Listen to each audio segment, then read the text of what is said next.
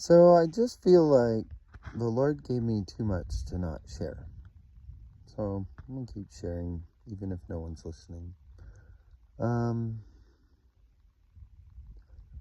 feel like everything that's going on is easily predictable.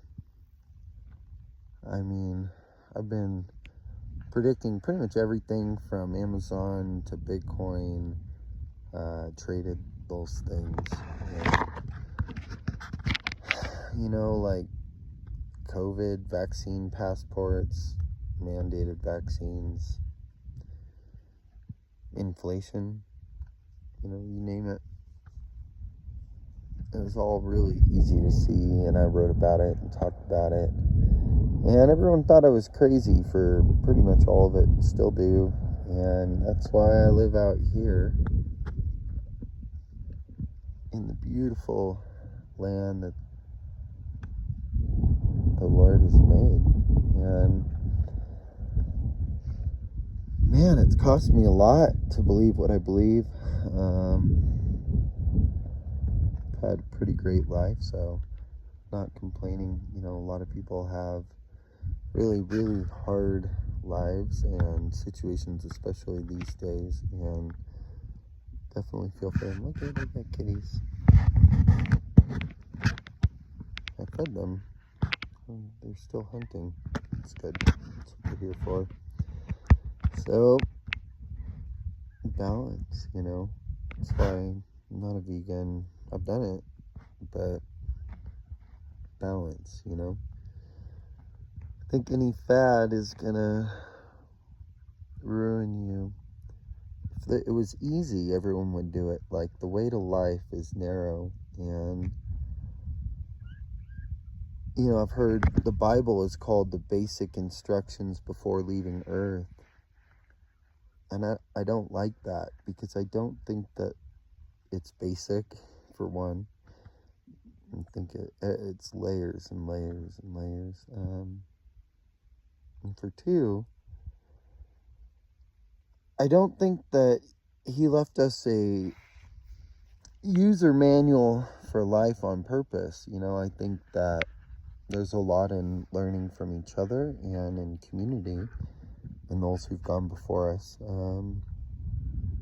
There's also innate instinct. Like, I have a puppy, 5 puppies over there with a first-time mom dog, and she just knew what to do, to rip the placenta and tear the cord, and it was in her. So we all have that to a degree. And then there's the relationship, right? Yeah, with family and each other. And I feel like Elohim hides himself in each other. I like to say he's hidden a little bit of himself in each of us that we can only find as we search him out in others. But I also think there's direct relationship and just having friendship with the Holy Spirit and walking together. It's like in Proverbs it says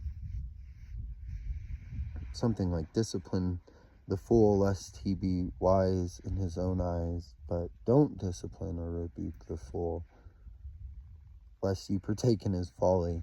And it's like verse after verse, which one is it? And the answer is depends.